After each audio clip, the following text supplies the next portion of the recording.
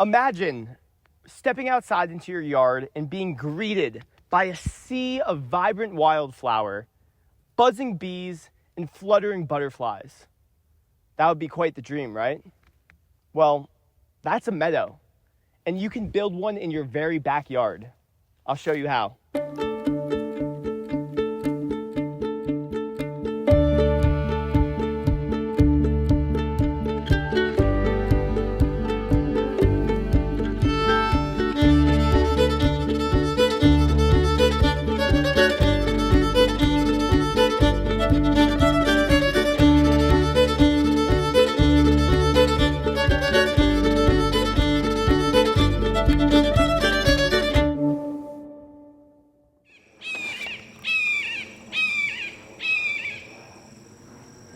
My name is Landon Heiblin.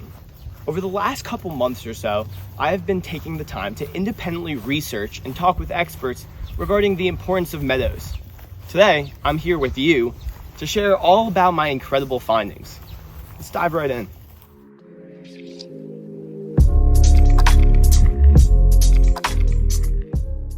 Meadows, which are generally characterized by containing herbaceous plants like grasses and wildflowers, are dynamic ecosystems that thrive on diversity.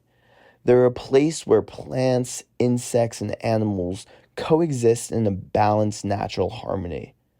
From the smallest insect to the tallest wildflower, every organism plays a role in the health of a meadow. Check out this massive stalk. This right here is milkweed, and this is actually a native species that's very common amongst our meadows here. And the reality of it is, despite its name, this is an extremely important species. It's not actually like a weed. The truth is that this plant provides so much food sources to all of our monarch caterpillars, which turn into the beautiful butterflies that we know that migrate across the US. So, really important species and should not be overlooked.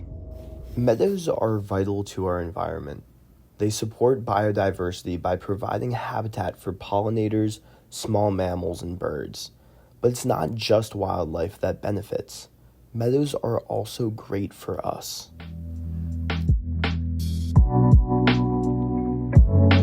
This is Ryan. We just caught him on the path. Ryan actually has been hiking here at T-Town for a while, you said, right? How long has it been? When did you started this? I'd say for the past year, over a year. A year now. Yeah, I've been coming to this spot and just exploring the trails back here. Yeah. I actually kind of just like stumbled upon this place. I've been to T-Town, but something about this place just kind of draws me here. Absolutely. To the meadow. Yeah, there's kind of a quietness as we're out here. There's a solitude, and it's just like you and the birds chirping and whatnot. Exactly. Have you felt that being out in the meadow has been, kind of this a little bit more of a cure, at least maybe mentally as well? I would say even physically, to be honest with you, because I started doing this therapy loop. I had an ostomy bag. Oh, really? For 3 months, 90 days total. I had it, and so I would walk this same path, but coming here, kind of like I think it kind of progressed the healing in a positive direction. That's so wonderful. It actually, I would say, I healed faster by just walking, being out in nature. Yeah, and again, you said you walk, 2 times a week around here? 2 to 3 times a week, yeah. Got it. And that you call this your... I call it my therapy loop. Your therapy loop. Yeah. I love that. You see, for Ryan, meadows were so much more than a beautiful escape. They were a place of renewal, not just for the environment, but for those who spend time in them. So right now I'm currently visiting a local meadow that a friend told me about. It's quite beautiful, but the reality of it is it isn't perfect, and not many meadows are. The truth is that there's a lot of mugwort and other invasive species like autumn olive. But the reality of it is, despite these imperfections, there's still so much value. These provide sanctuaries for wildlife, from bees to birds to even small mammals. In fact, a couple days ago, I was strolling through a meadow, I saw some deer as well. But, take this for example. Right here, over here, we got some native blackberry, and you know, edibles on the go should encourage you to build a meadow. That was a bar. All right, jokes aside, while that was a pretty creative rhyme, if you ask me, how do you go about building a meadow? Well, I decided to consult with Bud Ververka, a staff biologist and also land manager at Miamis River Gorge Preserve in Bedford, New York. And he took me out to the field and showed me just what the process looks like.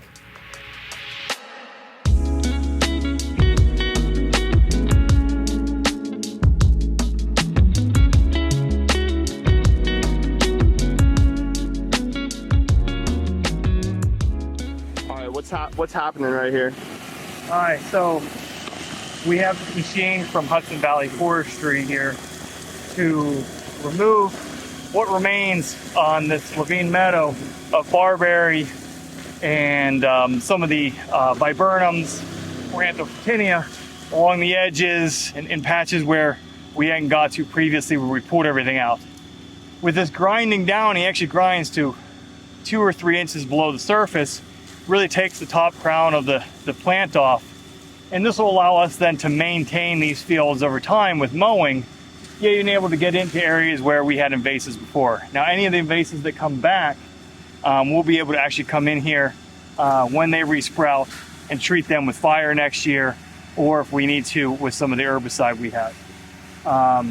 But this is a way to kind of knock those bigger plants out right away so that we can then manage them.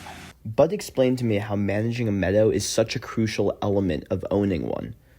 The reality of it is you can, he said, not do any management at all and let the weeds and other invasive species grow in, but as a result, you'll sacrifice a lot of that biodiversity that you're aiming for as a meadow owner.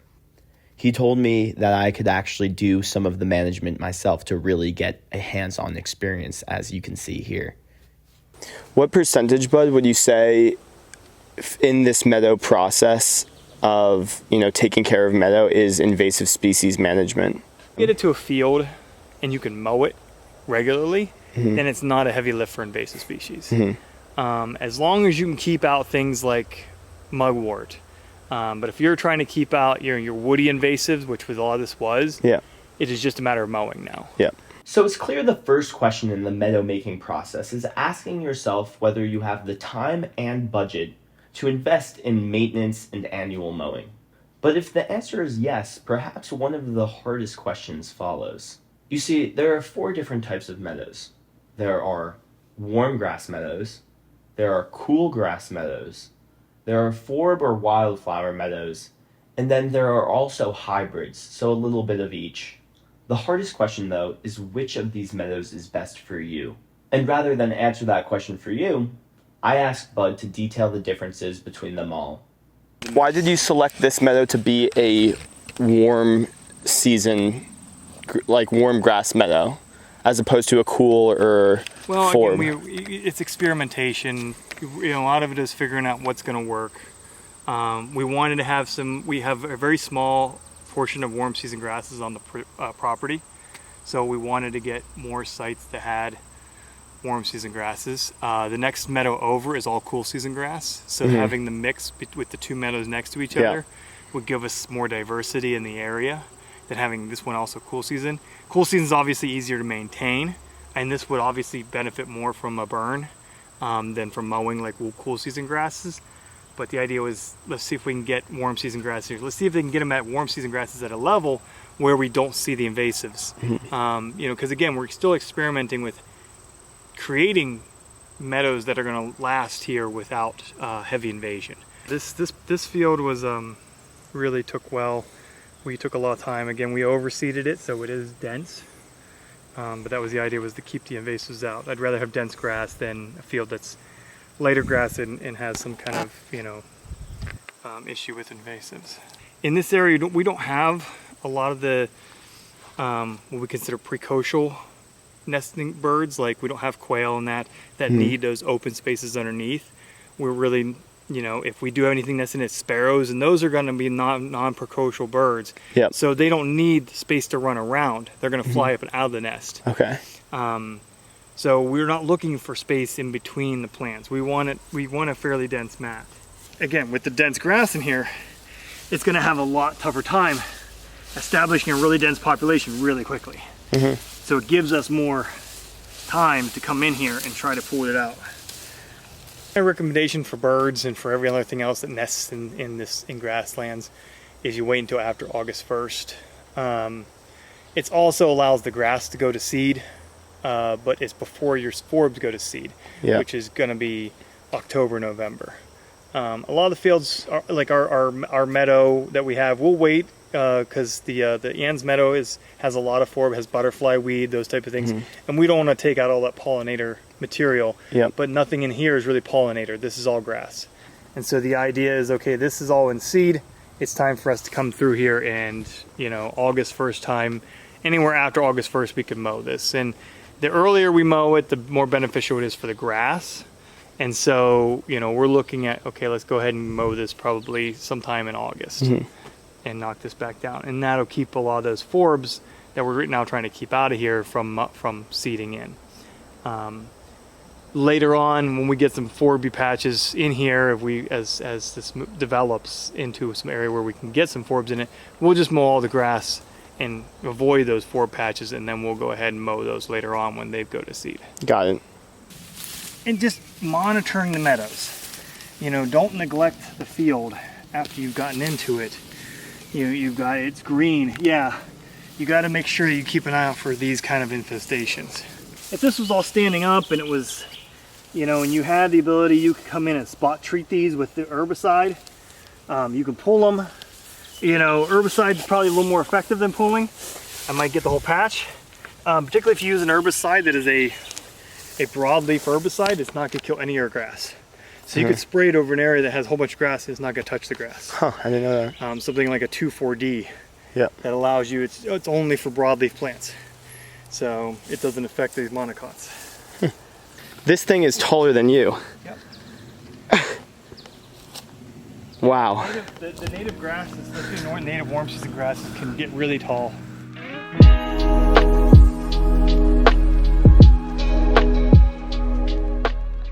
So this right here that we're looking at, this is a cool season grass meadow? Yeah, so a lot of this is cool season grasses. This is, there's some fescues in here and things like that. But because it's an older meadow, it has had a chance to develop over time, and it has a nice patch of milkweed throughout. And but you'll see that on the top we have broom sedge up on the top of the field. We have some of the fescues down through here. You've got a lot of clover in this field. You've got looks like some of the different legumes in here that are mixed in. Partridge pea. These are deer preferred fields because there's more resource here for them. There is the legumes. There are the clovers, mix of grasses. What's great is you'll see there's an exclosure we put up on the back of this field. I've seen that actually, yeah. And when I walk that through is here. just taking the deer out, that exposure. You'll see typically, no more than 24 inches for a lot of the cool season grasses. They stay lower. And then they usually, if you're anywhere with, agricultural production, you're going to get, consistent mowing of those fields. And usually 2 seasonal mowings to get the hay off of them. Got it. If they need to mow them that much, sometimes you'll get 1 mowing off of them depending on seasonality, but a lot of times guys will try to mow, get twice 2 off of there. We've always we've kind of pushed people away from that because they were mowing typically in early June, which is right when we have nesting birds and we have turtles in our fields, and that's the time frame when we really don't want to be mowing. And if we do have to mow a field, say to stave off some invasive that's in that field, like a mile a minute, the key there would be to come out with a crew beforehand and try and work that field and see how many turtles you could find, see if you can locate any nests, and flag those and mark them and make sure you avoid them. And pick up your turtles and mark your nests. But we've done that before. We've also brought out conservation dog. Conservation dog's great at finding turtles, so that helped us for locating some turtles in fields. And you'll do that right before you mow? We do that before we mow.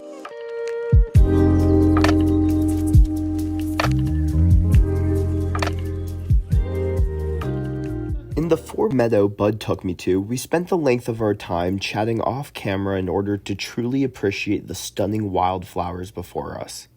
In contrast to the Grass Meadows, which may provide ground cover and habitat, Ford Meadows focus more on vibrant blooms and a wider variety of plant species that add aesthetic and ecological value to the landscape. Hummingbirds like it a lot of bees. And for those individuals that think, the only way to create biodiversity and bring life in to a meadow is through forbs and wildflower, is that true, or do you find grass meadows like this also offer shelter and habitat for species? They don't offer the food resources that the others do, and they're not as biologically what we would consider important as a grass meadow as opposed to a forb meadow. And that's why it is important for us over time to put that in. You say, well, you want to create pollinator meadows. Right now, because of the invasive species, it's really hard to create pollinator meadows. What we can do is get a good grass meadow established and create pollinator patches within that meadow.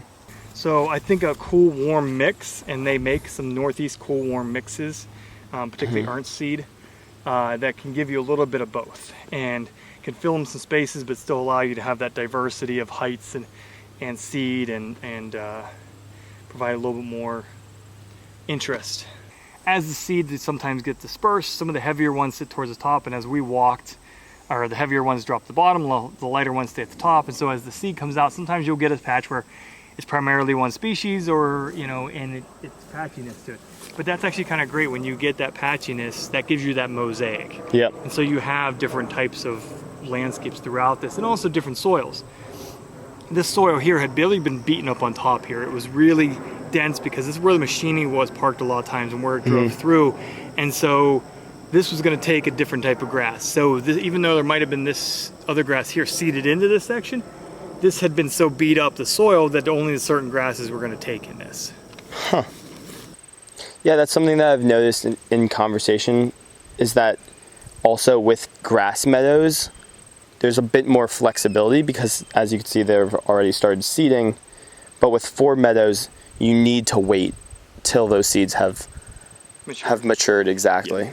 Yeah, they're going to flower. Some of these plants won't flower until September, October, and so they don't go to seed until late fall. And so we'll push off mowing, and if it's dry enough and stuff, I might even wait until the early spring to mow.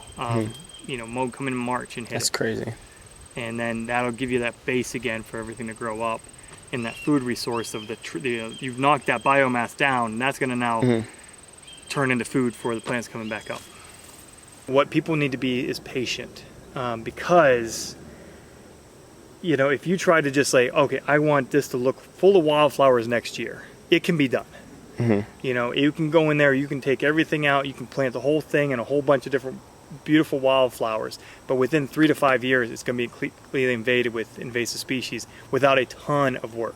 And so for us, having almost 1,000 acres to maintain, a grass meadow is going to be much easier for us to maintain and not have to manage all the invasives in it, and then us go in and selectively put those forb patches. And we wouldn't put those forb patches near the edges, because that's where these other invasives are. We're going to put those forb patches out in the center and scattered throughout the middle of the field. That way those openings where we created are going to be less vulnerable to seeds. Thank you all so much for coming along this journey with me and discovering a little bit about the magic within the meadows. My name is Landon Heibloom, and I hope you received something exciting and empowering to start a meadow project for yourself. And if you get lost along the way, don't worry, don't panic, it's normal. Call a local preserve or nature conservancy, or even your garden club, and they would be more than willing to help. And don't forget about your nurseries for seeds. Thank you all again so much. Good luck out there. Bye-bye.